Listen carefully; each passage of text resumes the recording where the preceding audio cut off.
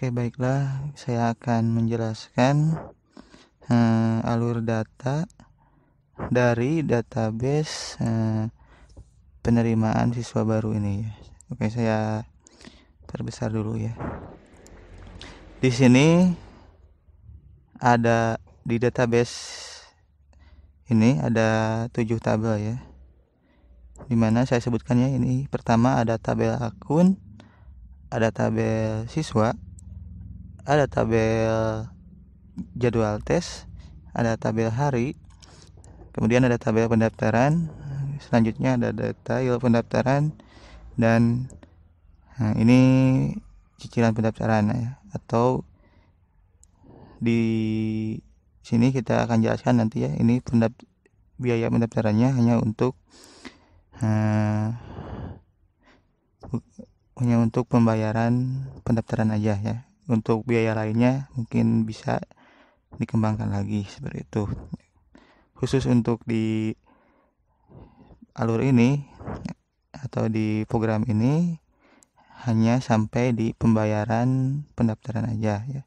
Tidak sampai ke pembayaran lainnya seperti SPP, biaya bangunannya itu bisa dikembangkan lagi ya alurnya.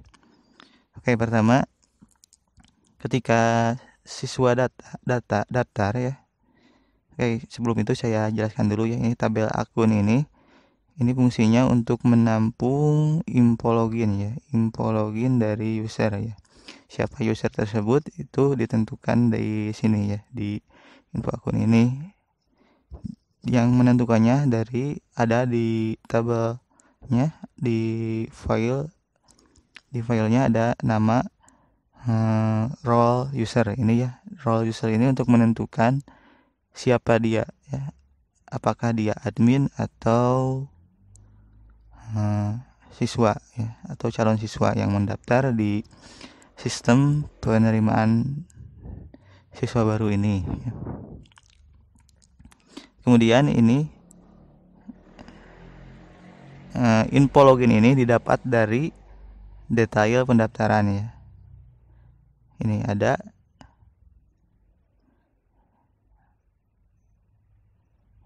dan detail pendaftaran ini datanya dimasukkan dari pendaftarannya. Ini pendaftaran diinput oleh calon peserta ya, atau peserta didik ya, atau calon siswa ya. Dia sebelum mendapatkan info login atau sebelum mempunyai akun, dia daftar dulu di sini, daftar dulu. Setelah memasukkan data pendaftarannya, nanti datanya dimasukkan di sini ya, di tabel pendaftaran.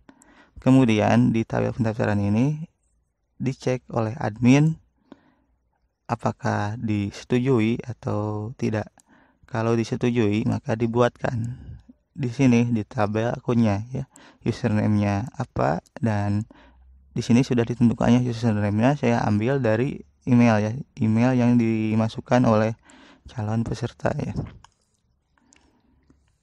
Setelah itu masuklah ke detail pendaftarannya. Di sini detail pendaftarannya di-set pula nama siswanya. Ketika role usernya sebagai siswa, maka dia masuk ke sini, ke detail pendaftaran ya. Detail pendaftaran masuk, atau ini ya, saya salah tadi, masuk ke sini ya, masuk ke pendaftaran ya, berrelasi dengan tabel pendaftaran ya. Ini ya, di tabel akun ini jika id usernya sekian, ini berarti milik id pendaftaran sekian. Misalnya id pendaftarannya 1, id akunnya 1, seperti itu, harus sama ya di sini. Kemudian karena untuk membedakan ya antara akun siswa dan akun admin, saya buatkan tabel siswa ya.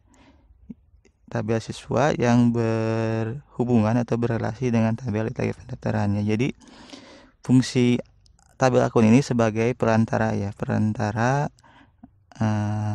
atau penyimpanan informasi akun dari admin dan juga calon siswa atau si pendaftar, seperti itu. Kemudian setelah daftar dan disetujui, si calon siswanya mendapatkan jadwal tes ya, jadwal tes yang ditentukan atau diinput oleh admin ya. Di sini ada for region K ya, siswa, dan dia berhubungan dengan tabel siswa ya. Jadi nanti tahu nih siswa mana dan dengan dari detail pendaftaran mana dan pendaftaran mana, data pendaftaran mana yang mendapatkan jadwal. Misal ini ditentukan oleh admin ya, tanggal sekian dia mendapat tanggal sekian dan waktu sekian dia mendapatkan jadwal di hari tersebut ya. Atau dengan istilah lain, siswa dengan NIS ini yang pendaftarannya ini mendapatkan jadwal tes pada hari yang telah ditentukan oleh admin ya. Tentunya dengan batasan dan validasi yang saya buat tadi. Bukan maksud tadi yang sebelumnya saya buat ya. Validasinya jadwal tesnya minimal atau maksimal 7 hari dalam 7 kali ya, 7 kali dalam sehari ya. Dan di hari Senin itu atau di hari yang sama itu tidak bisa lebih dari 7 kali. Jika sudah penuh kuotanya, maka otomatis tidak bisa menginput lagi di hari yang sama, seperti itu. Kemudian setelah mendapat jadwal tes, ya ini juga ya, ide hari ini untuk menentukan hari apa ya, tabel hari ini untuk menentukan hari apa siswa tersebut mendapat jadwal ya, seperti itu.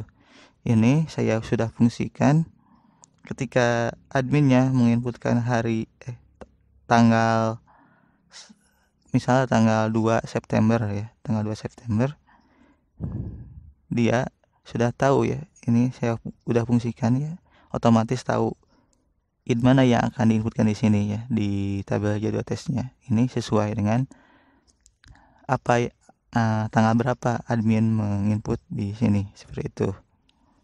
Jadi otomatis harinya sesuai dengan hari di tanggal itu, seperti itu.